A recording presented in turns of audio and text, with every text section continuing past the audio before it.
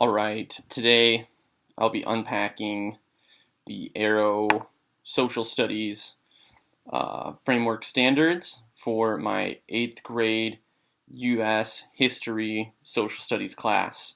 So the AERO standards for America education reaches out. It's meant to be kind of a common standard with kind of an international touch to it. I found these a while back and then recently kind of came back to them. I really like the ideas behind the standards, some of the big ideas that they have. They're detailed. They have the essential questions and they have learning outcomes on there, and so I think it's really great. I really like looking at them. So I'm going to be looking at standard number 2, which is called connections and conflict. So the standard quote says, students will understand causes and effects of interaction among societies, including trade, systems of international exchange, war, and diplomacy, end quote. So the idea, some of the big ideas here, I think we see with right in the beginning of the standard. It's about causes and effects. So they're going to be looking for relationships as they study history with the interactions among societies, different nations, how countries have implemented trade policies and things like that, how international relations can lead to war or diplomacy. So some of the big ideas that this standard talks about is some of the recurring issues like the environment, belief systems, resource distribution, ethnicity. These can cause conflict between people, but they can also lead to cooperation. So the second big idea is people's past shapes their perceptions of and reactions to events in the present. And number 3, tension often exists between national sovereignty and global interest. And number 4, many people today believe that there are universal human rights, even though societies do not fully agree on what they are. So there's 4 of the big ideas, recurring understandings from this standard. So I was thinking about, with this standard, with something I've taught in the past with 8th grade social studies, was going through the American Revolution. I think we see a lot of cause and effect relationships there that deal with war and diplomacy and trade, international relations, and things of that sort.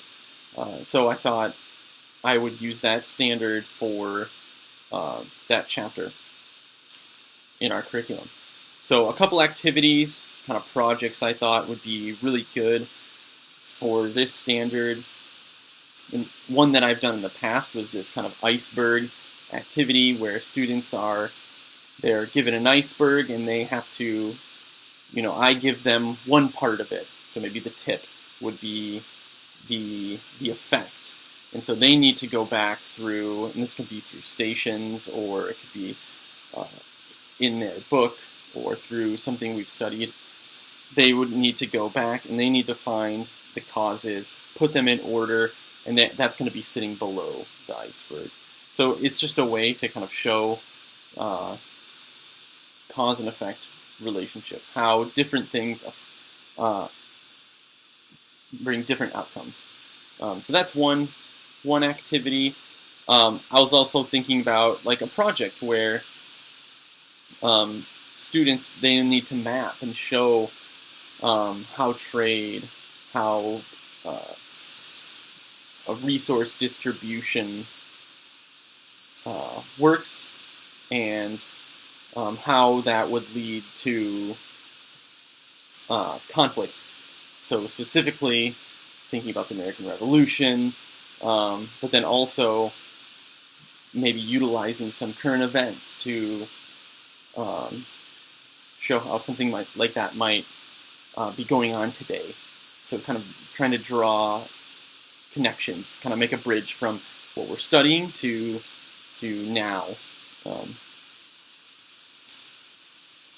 And I was also thinking about, since one of the big ideas is about human rights, having students in this and another activity studying some primary or secondary sources from the American Revolution period to kind of understand some of these issues about human rights that the Founding Fathers were fighting for to gain independence from Great Britain. And once again, having them kind of think about how that affects, or how there might be something similar like that going on in the world around us. So having kind of a current events connection with that activity. So, and then thinking about assessments for this standard, besides the typical, my school, I have to give chapter or unit tests.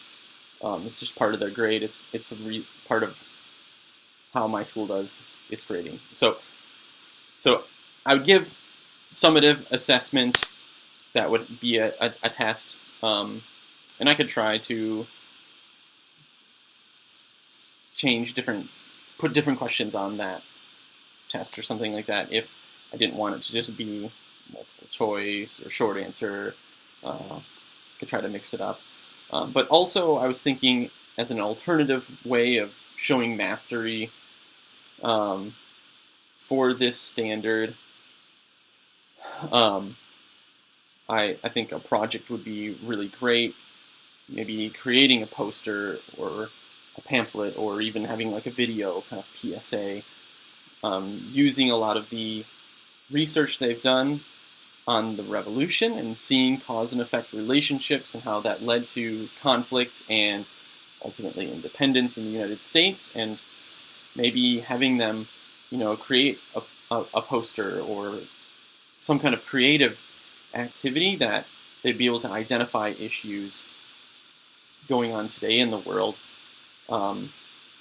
and formulating some kind of standards of human rights, and how that's either these are leading to conflict or cooperation in the world. So yeah, just trying to draw some connections with what we've studied to what's going on around them, and they could show, I think, through making some kind of project like this, mastery in this standard.